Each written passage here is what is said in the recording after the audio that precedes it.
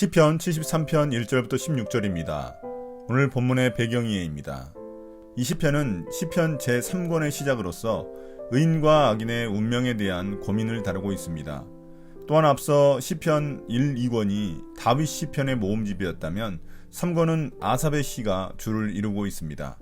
오늘 시편 73편은 왜 의인이 고난을 겪어야 하는지 묻고 있습니다. 시편 1편에서 의인이 복을 받고 악인이 심판을 받는다고 선포했는데 그 믿음에 위배되는 현실의 문제를 다루고 있습니다. 또한 시편 73편은 시편 150편의 거의 중간에 위치하여 그 중요성을 드러내고 있습니다. 1절부터 3절입니다. 시인의 고민.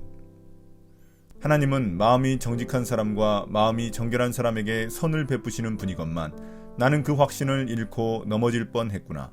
그 믿음을 버리고 미끄러질 뻔했구나.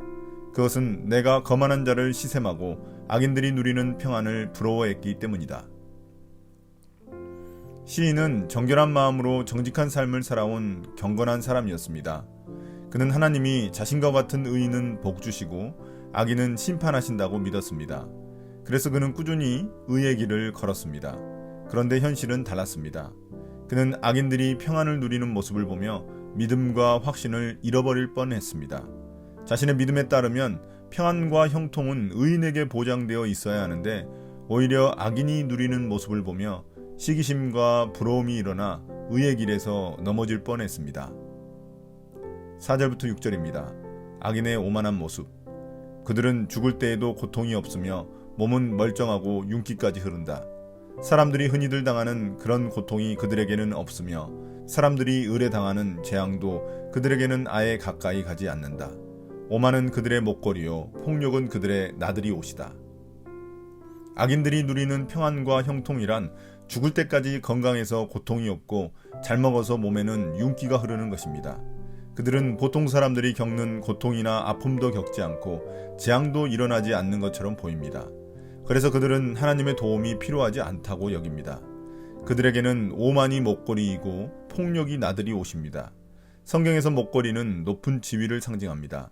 마치 자신들이 높은 사람인 양 오만함을 보여주고 있다는 말입니다. 또한 그들은 폭력이 일상이 되어 마치 폭력이 나들이 옷처럼 보일 정도라는 것입니다. 7절부터 9절입니다. 악인의 교만한 모습. 그들은 피둥피둥 살이 쪄서 거만하게 눈을 치켜뜨고 다니며 마음에는 헛된 상상이 가득하며 언제나 남을 비웃으며 악의에 찬 말을 쏘아붙이고 거만한 모습으로 포건하기를 즐긴다. 입으로는 하늘을 비방하고 혀로는 땅을 휩쓸고 다닌다. 시인은 계속해서 악인들의 모습을 묘사합니다. 그들은 잘 먹어서 살이 피둥피둥 쪘고 눈은 항상 거만하게 뜨고 있습니다. 그들 마음에는 악한 생각이 한계가 없습니다. 남을 조롱하고 악하게 말하며 폭언을 일삼습니다. 자기 지위를 이용해 사람을 억압하며 권력을 남용합니다. 여기서 입으로 하늘을 비방하고 혀로는 땅을 휩쓸고 다닌다는 말은 하늘과 땅을 막론하고 함부로 떠들고 다니는 악인의 거만하고 오만한 모습을 묘사하고 있습니다. 10절부터 12절입니다. 악인에게 속을 뻔한 시인. 하나님의 백성마저도 그들에게 홀려서 물을 들이키듯 그들이 하는 말을 그대로 받아들여 덩달아 말한다. 하나님인들 어떻게 알 수 있으랴? 가장 높으신 분이라고 무엇이든 다 알 수가 있으랴? 하고 말한다.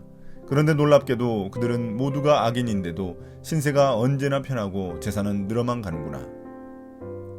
악인들의 평안과 형통을 보며 하나님의 백성마저도 유혹을 받습니다. 그들이 하는 말을 하나님의 백성들도 물을 들이키듯 받아들입니다. 악인들은 자신들의 악행들을 하나님이 어찌 다 알 수 있냐며 조롱합니다. 알고 계시면 어떻게 자신들을 내버려 둘 수 있냐며 하나님께 도전장을 내밀고 있습니다. 악인들은 이렇게 오만한데도 불구하고 그들의 신세는 평안하고 재산은 늘어만 가는 모습이 기가 막히기만 합니다. 구약성경 시편 1편과 신명기에 따르면 하나님의 말씀에 순종하며 사는 의인들이 축복을 받고 악인들이 저주를 받아야 하는데 현실은 그렇지 않기에 혼란스러운 것입니다. 그래서 의인의 길을 가던 하나님의 백성들도 믿음이 흔들리기 시작한 것입니다. 13절부터 16절입니다. 시인의 해결되지 않는 문제.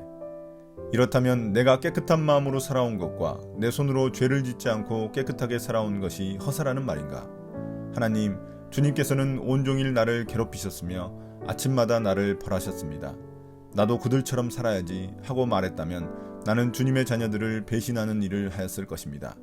내가 이 얽힌 문제를 풀어보려고 깊이 생각해 보았으나 그것은 내가 풀기에는 너무나 어려운 문제였습니다. 믿음이 흔들린 의인들은 자신들이 깨끗한 마음으로 정직하게 살아온 것이 아무 소용이 없다고 느끼게 됩니다. 자신들의 믿음과 현실의 괴리가 크다고 느끼는 것입니다. 악인들은 고통과 괴로움이 없는데 오히려 시인 자신은 날마다 고통과 괴로움 가운데 있다고 고백합니다. 의의 길을 가던 시인은 질병이나 경제적 어려움에 처해 있습니다. 고통은 악인이 당해야 하는데 마치 자신들이 하나님께 심판받는 것처럼 느끼는 것입니다. 이렇다 보니 자신의 믿음이 헛된 것으로만 생각되었던 것입니다. 그러나 그는 자신의 믿음을 저버리지 않았습니다. 그는 자신도 악인들처럼 살아야겠다고 말했다면 같은 믿음을 가진 사람들을 배신하게 되는 것이라고 고백합니다. 그러나 그는 하나님의 뜻을 이해해 보려고 깊이 고민하지만 여전히 스스로는 해결하기 어렵다고 고백합니다. 오늘의 묵상 포인트입니다. 첫 번째, 하나님은 누구신가? 하나님은 정직하고 정결한 사람에게 선을 베푸십니다. 세상을 보면 의인에 대한 하나님의 보상과 악인에 대한 하나님의 심판이 즉각 이루어지지 않고 정의가 서지 않는 것처럼 보입니다. 그러나 이 땅에서의 삶이 끝이 아닙니다. 두 번째, 나는 누구인가? 대가를 치르지 않는 악인들의 삶과 그들의 교만한 말을 들으면 우리의 믿음이 흔들릴 때가 있습니다. 많은 이들이 따르니 마치 옳은 것처럼 보입니다. 그러나 우리가 누리며 사는 하나님 나라의 삶 자체가 복임을 깨달아야 합니다. 오늘의 기도입니다. 주님, 악인들의 형통을 보며 부러워하지 않게 해주십시오. 그들이 가진 모든 것들이 결국 하나님 나라의 복을 누리지 못하게 만드는 장애물임을 기억하게 해주십시오. 믿음으로 하나님의 복을 누리며 완전한 복을 소망하며 살아가게 해주십시오. 예수님 이름으로 기도드립니다. 아멘.